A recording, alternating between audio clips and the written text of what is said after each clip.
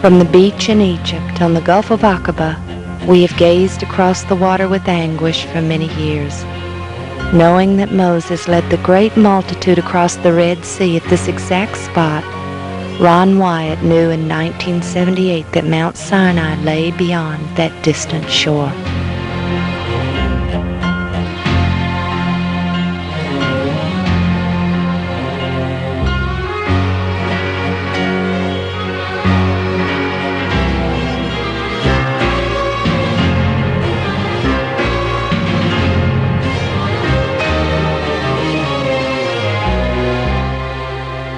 Mount Sinai, where the law was written by God's own finger.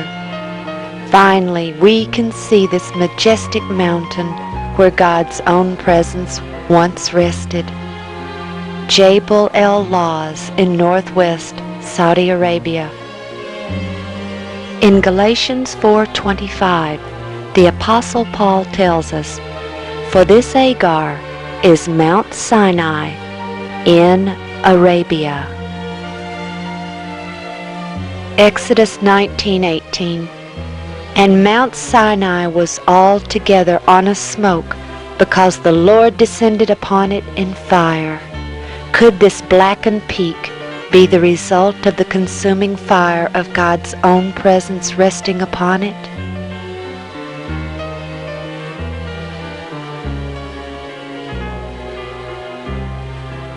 In 1 Kings 19, verses 8 and 9, we read how Elijah came to Horeb and went into a cave. Here we see a very large cave just below the solitary tree which is between two massive granite boulders.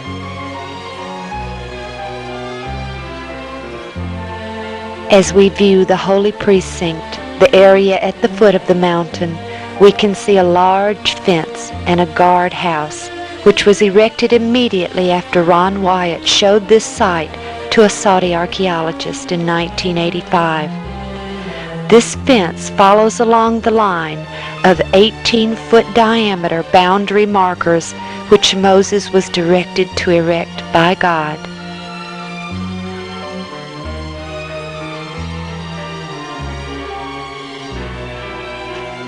This sign by the guardhouse states that this is an archaeological site passed by royal decree, and that it is unlawful to trespass, subject to penalty.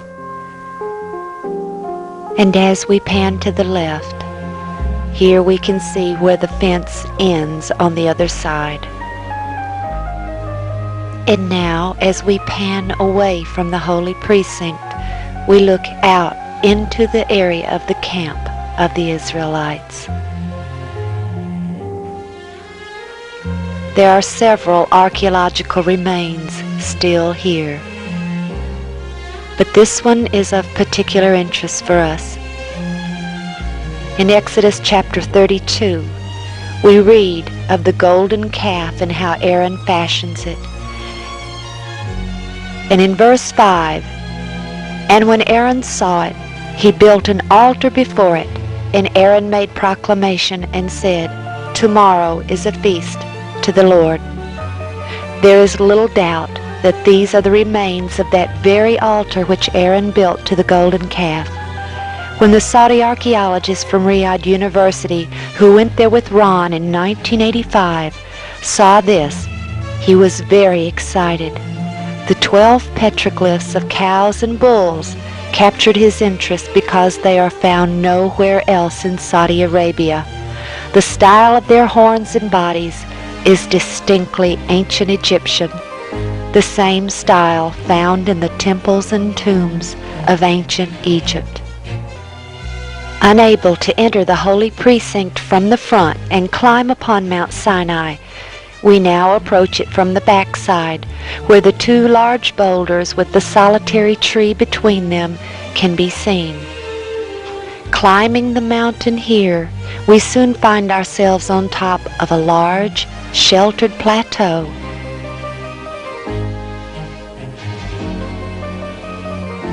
Here we have a better view of the blackened peak.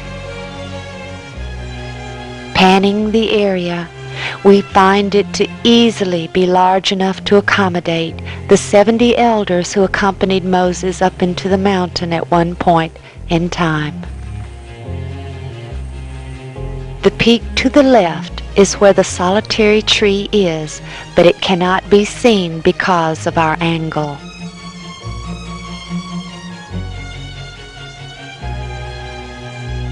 And just ahead, over that ledge, lies the holy precinct. Looking down, we see the fence which follows along the bounds set by Moses, and just beyond that fence is part of the camp of the Israelites.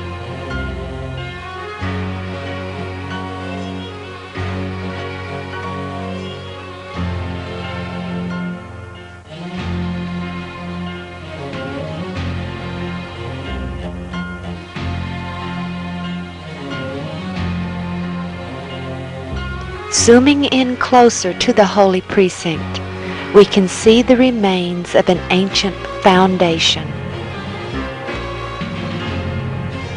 Could this be the remains of the first tabernacle which Moses removed to the outside of the camp after the golden calf incident?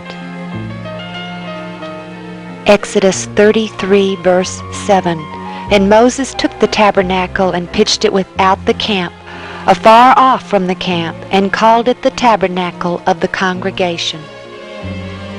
And directly adjacent to this foundation are the remains of an altar built of stone.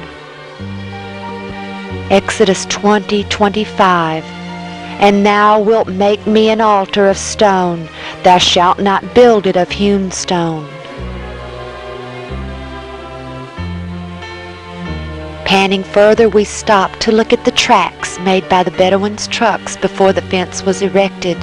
This gives you a better idea of the size perspective of the enormity of this area. And here we see the guard building, an archaeological sign which we saw earlier from the front.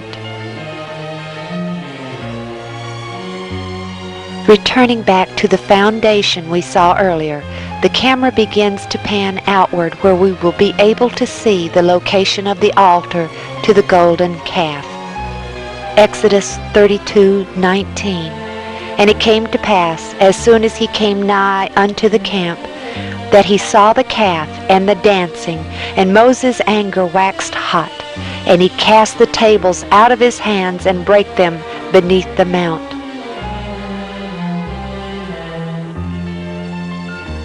Still visible today also is the stream bed which descended from the mountain to give the people abundant water for themselves and their flocks and herds. Preparing to leave, we can look down upon the backside of the mountain, and again we see the vast plain area. Arriving on the opposite side of this mountain, we find an area which fits the biblical description of Rephidim, the last encampment of the Israelites before they reach Mount Sinai. Exodus 17:6. The Lord tells Moses, "Behold, I will stand before thee there upon the rock in Horeb, and thou shalt smite the rock, and there shall come water out of it, that the people may drink." And Moses did so in the sight of the elders of Israel. The most incredible evidence for this sight is the giant split boulder upon a hill with evidence that large streams of water flowed from it. The rocks still display the erosion pattern of tremendous amounts of water descending from this rock.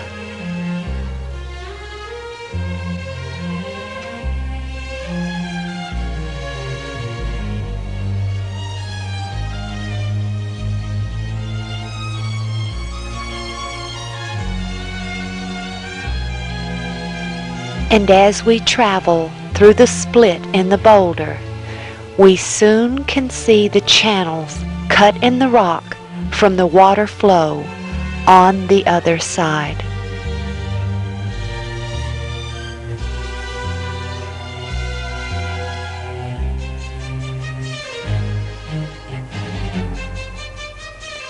and panning outward, we can see these channels continue out into the plain. After the battle, when Israel had defeated the Amalekites, the Bible tells us that Moses did something. As we go to Exodus 17, verse 15, and Moses built an altar and called the name of it Jehovah Nissi. Here are the remains of a very ancient altar, part of it fallen, perhaps from an earthquake or Bedouins looking for treasure inside.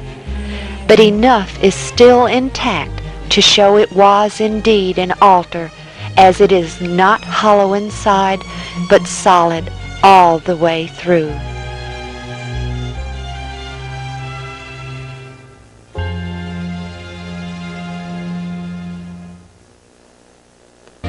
We continue toward the Red Sea.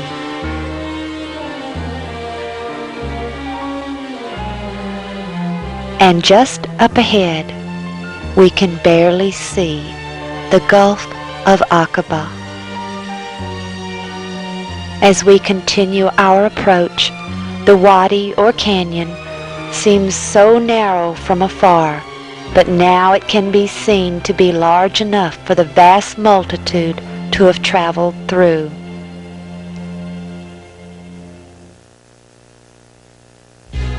And across the sea, we can see the large beach area on the Egyptian side.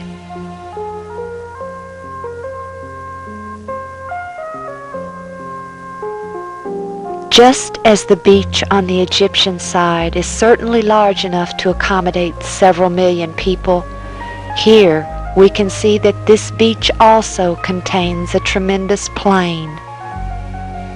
In Exodus 14, verse 30, we read, "Thus the Lord saved Israel that day out of the hand of the Egyptians, and Israel saw the Egyptians dead upon the sea shore."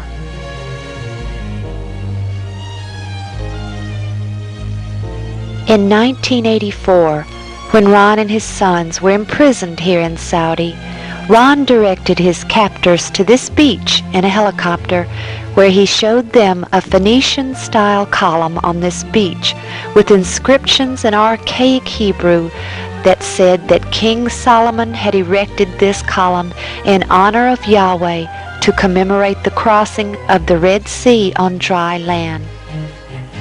Today, all that remains there is this marker noting the location of that column, and while we do not know where they have taken it, we feel sure it is protected and will be located soon. As we look out into the sea, we can see the end of the tongue of the underwater land bridge, and that it leads across to this very beach just beyond where the column once rested.